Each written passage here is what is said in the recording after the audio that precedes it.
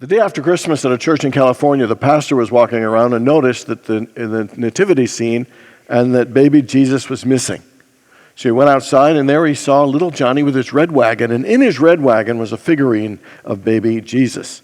Pastor walked over to him and said, "Johnny, where did you get your little friend?" He said, "Oh, I got him from church, Pastor." And he said, "And why did you take him?" He said, "Well, last week I was praying a week before Christmas, and I prayed to baby Jesus, and I promised him if he would bring me a red wagon, I'd give him a ride in it. So I'm giving him his ride." So how many people would agree that Christmas comes so fast that it can feel rushed and you're not always as ready and prepared as you'd like to be? How many people would agree with that? And how many people get everything done in time for Christmas, but you feel a little exhausted, maybe even disappointed, and then you're glad it's over with? Anybody? How many people would like to experience a Christmas that's a little more calm, spiritually centered, a little more joyful and meaningful? How many people would like that? You know, today we are going to look at a spiritual practice and a powerful life skill that transforms and can really help us have a more meaningful, more peaceful, and a deeper experience of Christmas. And today we're going to talk about using the power of intention to do that. Deepak Chopra says that intention is the starting point of every dream. Everything that happens in the universe, he says, begins with intention. When you think about it, intention is a directed impulse of consciousness. It is a higher thought of possibility. You know, it really is the power behind the act of creation. I mean, everything that is created in this universe begins with intention. God intended this world. When God said, "Let there be light," it was an expression of intention that brought forth life. You were intended by God. You are God's intention. And God has an intention for your life. When you think about intention, it is the power to create. The thing about intention is that it has the ability to take whatever level of thought and experience you're having in your life and open a path to raise those thoughts and intentions to transform, change, and expand your life. Every one of us has the power of intention to attract, to manifest, to bring forth a better life. How many people would agree that there's incredible power in intention? You believe in the power of intention. How many people woke up this morning and set a very clear intention about the kind of day you were going to have? Just a little fewer. Because most of us, when we wake up, we're in autopilot. You know, we're just getting what needs to be done, getting ready for work, getting the kids ready, getting ready to do all of our responsibilities. And sometimes we get so caught up in, surviving and just getting by and the busyness of life that we don't take time to pause and to consider and to set a clear intention for the kind of day and the kind of life that we want to have. And because we don't always use this power of intention, we kind of miss out on levels of joy and happiness and success that are available to all of us. The power of intention shapes our lives. It shapes our days, our weeks, our years, and it can shape our Christmas too. So if you want to have a more peaceful, a more joyful, and a more meaningful Christmas, it behooves us to pause before the rush begins and set a clear Christmas intention. And so there are three things we ought to do to set our Christmas intention. The first one is to clarify your desire. In the book of Job, it says, "Decide upon a thing, and it will be established for you." Some different versions say, "Declare a thing, and it will be established for you." But every one of the ways you can think about it, declaring, deciding, choosing, affirming, claiming, they all come down to one thing: get clear. So what kind of Christmas do you want to have this year? What would make this Christmas great for you? What would make it fun? What would make it more meaningful? What is it that would bring you greater peace or joy or fulfillment? What kind of attitude or mindset would you bring into this Christmas that would help you get the most out of it and be the most joyful? Sometimes we don't take time to get clear, and what happens is we kind of wander and drift into whatever experience anybody pulls us into or whatever the expectations are. I would say, without a doubt, one of the greatest keys to success in any area of your life is how clear you are about what you want to create, what you want to have, and what you want to do. When it says ask, seek, knock, choose, decide, they're all about saying, take time to get clear. What is it that you really want? Who is it that you want to become? What is it that you want to create and experience? And so this Christmas, what are some feelings you'd like to feel? Would you like to feel a childlike sense of joy and excitement? Would you like to feel a bit reflective and more spiritually grounded? Would you like to feel a greater sense of gratitude or generosity? What do you want to feel? What is your intention for what you'd like to feel this Christmas? Another one is, what is the intention of what would you like to do? Like, you want to do all the traditions you've done? You want to do no traditions or less traditions or make up a new tradition? A couple of years ago, I decided one intention of what I wanted to do is I wanted to bake cookies. I found somebody, because I really didn't do that, and I asked them if I had a friend and asked if I could be invited over to help bake cookies. And I did. And you know what I realized about it, because I never did that, is that baking reminded me of my mom. It reminded me of just a nurturing, loving time. And I loved hearing the carols and, cutting out the cookies. It was a great experience. This year, I've set an intention to do something. My family used to always eat black-eyed peas at Christmas and New Year's, and I've never made black-eyed peas. This year, I'm making black-eyed peas. Send a recipe if you got one. So do you want less activity for this Christmas? Will that be more meaningful for you, or more activity? Sending with more people or fewer people? More active or maybe more contemplative? More time in prayer and meditation? What are the things that you would like to do this Christmas that would bring more meaning? What is your intention for the things you'd like to engage in? And finally, what do you want to experience? Do you want to experience a deeper sense of love? Maybe a closer connection to your family and your friends? Maybe a sense of belonging? Maybe greater spiritual awareness? I remember when I was in my early 20s, I decided my intention for Christmas was to express my love to all my family members. I'm one of 10 kids. So I wrote 9 cards to each of them expressing how much I love and cared for them. It was easy to do my mom's. And the tough one was my dad's. And not that I didn't love him, but sharing and expressing stuff like that wasn't a part of our regular connection. So I wrote him this card sharing how honored I was to be his son, what a great provider he was. And my dad was dying. And I said how proud I was that he made himself available with, even though he was hurting, to all his grandchildren, my nieces and nephews, and how proud I was of him. I was so scared, I went and put the envelope by his bedside, and then left the room. Like, why would you be scared? But I was. So anyway, my dad comes out a little bit later, and I could see the card in his hand. My heart's racing. He walks right to me, and he puts his arms around me, and he just starts to weep. And we both cry. And it was a beautiful, powerful moment that I'll never forget. My dad died 1 month later, and it probably made that even more special. But it was because I had that intention to have an experience of expressing my love on a deeper level to the people I love. So what is your soul seeking this Christmas? What is your heart yearning for? What is it that will give more meaning to your life this Christmas season? Intentions are powerful, and the first step is you got to get clear. The second one, and that's like the seed, the second one is to immerse your mind in the mind of God. Just feel God's peace as you open yourself to this intention. That's like the fertile soil. And then you just feel a sense of peace and joy and gratitude. That's like watering it. And then you release it, to God in faith and trust, detach from it. That is like sunshine. And then you just allow it to come forth.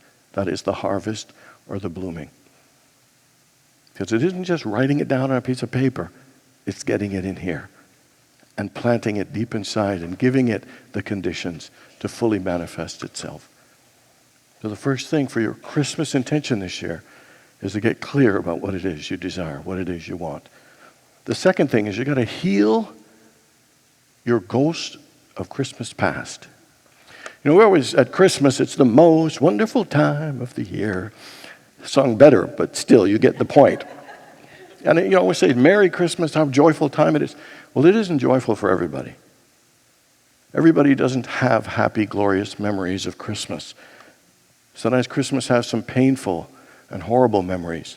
Sometimes it triggers family trauma or dysfunction.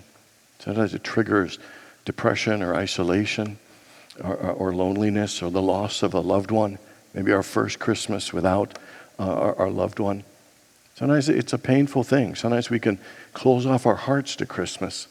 Sometimes we can be a little cynical and a little negative or withdrawn or even anxious about it. The ghosts of Christmas past really represent those areas in our lives and connections and memories that are where we feel wounded, where we feel pain, where we feel alone and isolated. Those areas in us that need healing. Those areas that we need to bring into the light. Areas that need to be released and transformed. It's parts in us that need to find peace and acceptance with whatever memory of Christmas or image of Christmas that we might have. I really believe that sometimes, Christmas can be a time to heal. Setting it as an intention to heal. Attention to forgive, an intention to let go, attention to be transformed and relieved and released of those painful memories and hurts and not allow them to keep us and holding us back and stopping us from having a more meaningful, joyful Christmas. When you look at three of the most traditional transformative Christmas characters, they all had to do some inner healing. Ebenezer Scrooge, was sent to boarding school. His dad wasn't the nicest to him. He actually got left there accidentally or on purpose for Christmas. He spent Christmas alone at his boarding school. His mom died. His sister, Fanny, died. He was very close to her. He got engaged. He got dumped because he was focusing on too much money. And then the Grinch, the Jim Carrey version, shares that he was rejected, he was made fun of, and so he isolated himself and hated Christmas. George Bailey from It's a Wonderful Life, he felt like he was a royal screw-up and messed up, and he wished he'd never been born. Listen to this quote by Marcus Bach in his book, Because of Christmas. He writes, "Somewhere in life, every thinking person comes upon his or her Bethlehem, the place of spiritual awareness, the place of spiritual rebirth."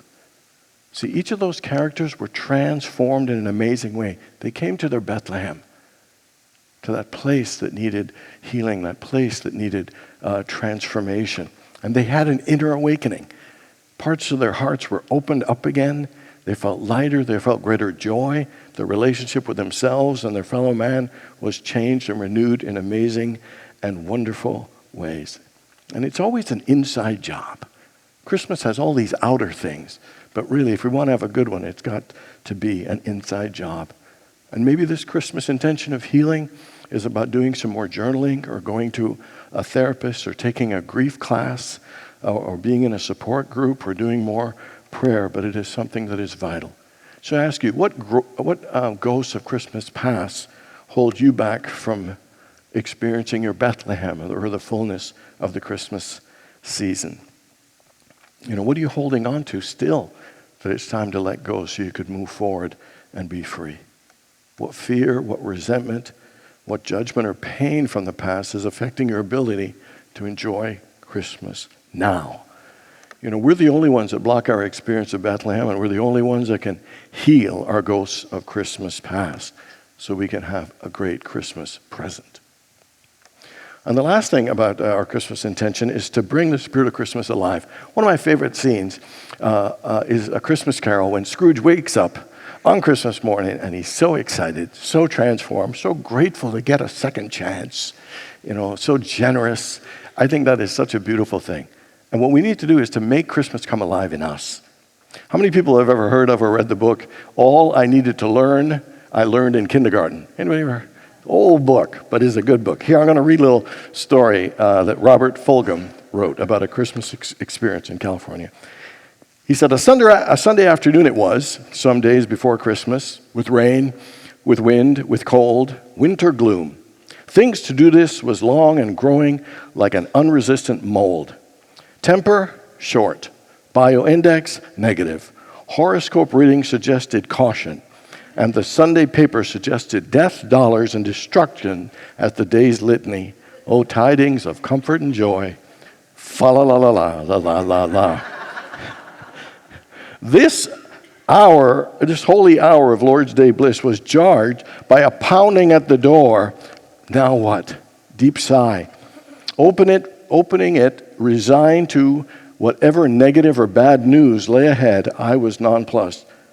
A rather small person in a cheap Santa Claus mask carrying a big, large brown paper bag outburst, "Trick or treat!" Santa Mask shouts, "What? Trick or treat?" Santa Mask hoots again. Tongue-tied, I stared at the apparition. He shakes his bag at me, and dumbly I just fiddle around in my wallet and get a $1 bill to drop in his bag. The mask lifts, and it's an Asian kid with a $10 smile making up most of his face. "Want to hear some caroling?" he says in a sing-song English. Hey, I know him. He belongs to the family that settled in the neighborhood by the Quakers last year. Vietnamese, I believe, refugees. He stopped by at Halloween with his brothers and sisters, and I filled their bags. Hong Duck is his name. I think he's about 8. At Halloween, he looked like a wise man with a bathrobe on and a dish towel wrapped around his head. "Want to hear some caroling?" I nodded, envisioning an octet of urgent refugees hiding in the bushes, ready to join him to sing an uplifting song. "Sure, where's the choir?" "I'm it," he says proudly, and launches into an up-tempo chorus of Jingle Bells at full lung power. This was followed by an equally enthusiastic rendering of what I swear sounded like "Hark the Herry Angels Sing." And finally, a soft-voiced, reverential rendering of Silent Night. Head back, eyes closed, singing with all of his heart as he poured out the last trains of "Sleep in Heavenly Peace" into the gathering night. Wet-eyed and dumbfounded by his performance, I pulled out a $5 bill and dropped it into his bag. In return, he handed me a half-broken candy cane and did it so solemnly and sweetly. Flashing a $10 smile again, he turned and ran from the porch, shouting, "God bless," and "Trick or treat," and he was gone. Who was this masked kid? Hong Duck, the one-man choir delivering Christmas door to door. I confess that I usually am a little confused about Christmas. It never made a lot of sense to me. It's unreal. Ever since I got the word about Santa Claus, I'd always been a closet cynic. Singing about riding in a one-horse open sleigh is ludicrous. I've never seen one, let alone ridden in one. Never roasted chestnuts on an open fire. Wouldn't even know how to, and I hear they're not that great anyway. Wandering wise men raised my suspicions. And shepherds who hang around with sheep all day, I think they're a little strange. I've never seen an angel, and neither is my experience with virgins very good either. The appearance of a newborn king doesn't interest me. I'd rather just settle for some other president. Babies and reindeer stink. I've been around them both, I know. The little town of Bethlehem is an armpit, according to those who have been there. Singing about things I've never seen or done or heard or wanted, and dreaming of a white Christmas that I've never known, Christmas just doesn't seem very real to me. And yet, I'm too old to believe in it and too young to give up on it. Too cynical to get into it and too needy to stay out of it. Trick or treat! After the door shut, I was in hysterics, laughing to tears, and feeling that funny feeling inside when once again Christmas has come to you. Right down the chimney of my midwinter hovel comes Saint Hong Duck. He is confused about the details like me, but he is very clear on the spirit of the season. It's an excuse to let go and celebrate, to throw yourself into the holiday with all that you have wherever you are. I'm it, he says. Where's Christmas? I ask myself. I'm it, comes the echo. I'm it. Head back, eyes closed, and singing whatever song that I meant and have the courage to sing. God, it is said, once sent his Son upon a starry night that we might all have hope and joy. I'm not sure I quite believe that, or I believe all the other stuff that's been poured on it for 2,000 years, but I'm sure I believe in Hung Duck, the one-man Christmas choir shouting trick or treat door to door. I don't know who or how he was sent to me, but I know that I was tricked into the whimsical mischief of faith to join the choir singing hope and peace. Through a child, I had been given and treated to Christmas. And so the answer, where's Christmas? I'm it. You're it. The Christmas has to come alive in each and every one of us. And for it to come alive, we have to be willing to open our hearts. Willing to open our minds to the unexpected some things or someones like the Hung Ducks.